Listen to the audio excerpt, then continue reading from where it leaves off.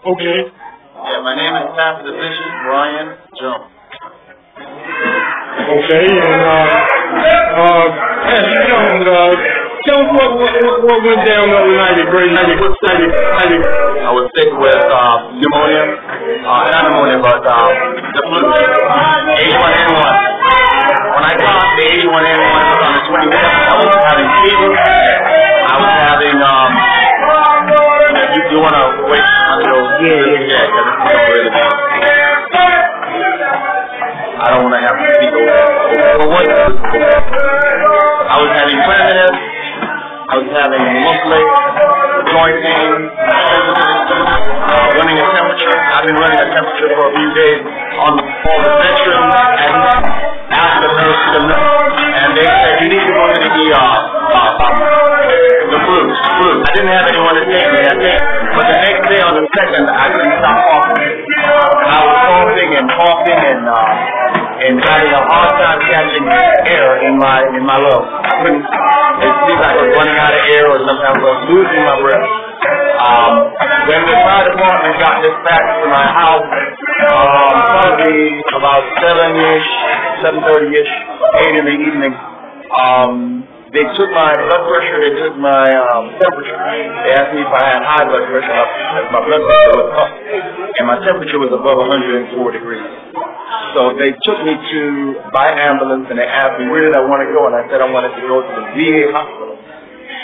They did not want to take me to the VA hospital because apparently it's too far. I don't know what the reason, but they said we got to take you to a metro hospital, and we decided on Grady Hospital. When I got to Grady Hospital, the EMS checked me in, and then they took their stretcher from me. I checked in, I was coughing, things there was full. Two empty chairs, next whole area was full.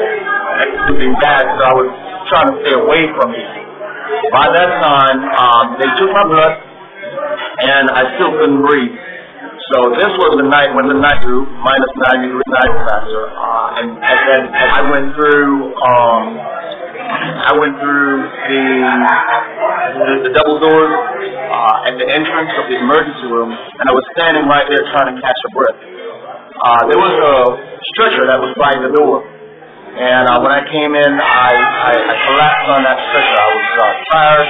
I've been coughing all day. I'm running out of breath. I'm running a fever. At that time, I did not know that I had pneumonia and the H1N1 ravaging my body. At that time, one of the guards came over and said to me to get up. I said, I cannot get up. I said, well, I'm going to get somebody to get to him. And she did. She radioed, and then 2 security guards came. And when the 2 security guards came, they collared me up in a rough manner, and I was already. And they grabbed me up off the stretcher and put me to stand up. I'm standing area where everybody else was.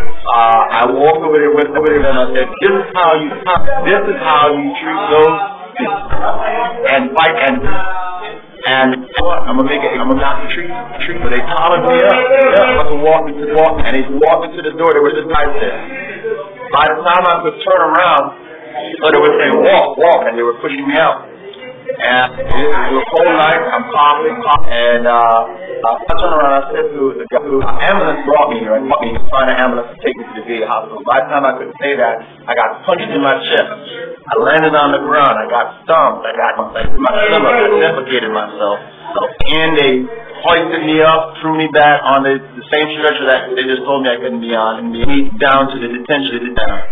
They kept me there for over there, and I couldn't urinate. And I told the nurse that they pulled a curtain, they put me in the back, and they pulled the curtain so that they wouldn't have to deal with me to drop me out. And I was shackled and I was handcuffed to the bed. At that time, I couldn't urinate. I was cramping in my abdomen. My doctor wrote the order to have more saline put inside my body, even more. They ended up having to use a catheter, straight catheter, to have me. It took urine, and I think basically checking to see I was on drugs supposed to take. At that point, they gave me Valium, because I was paralyzed. They gave me Valium and put me in. They gave me Valium because my leg, so I guess they gave me because they said it was more stable. I think they already thought that I was I don't know. Doctor said nothing was wrong with me. In a wheelchair to jail. But my bond was so low, nobody was touching God on public transport. I got to my neighbor, and I asked my neighbor to take me to the VA hospital. I was throwing up. My back was hurting. All my joints were hurting. The first time I went to the VA hospital, the Emory doctor that was there also he said nothing's wrong with you. Tamiflu and asked for medication in the morning. The next morning, I'm coughing up blood at this point. I'm really feeling bad. I went to the VA temperature, and I remember you have the H1N1, which is a form that already killed 19 people in Georgia, and I also had pneumonia. So they asked me, do I have a will? Serious at that point, because I didn't. You have a will, and I knew it was serious. And gave me antibiotics. I was completely dehydrated. I lost a lot of weight. Those who know me. And so after I was at the VA, they let me out early, and I still had to go back. And they found out that I still had pneumonia. And I just took my last pneumonia medication today, but I have to relapse. So what? I mean, you know, Grady charged me with a commotion, so I have a court date on the 18th. They charged you? They charged me. Well, of course that was going to happen. So I got charged with breach of peace. And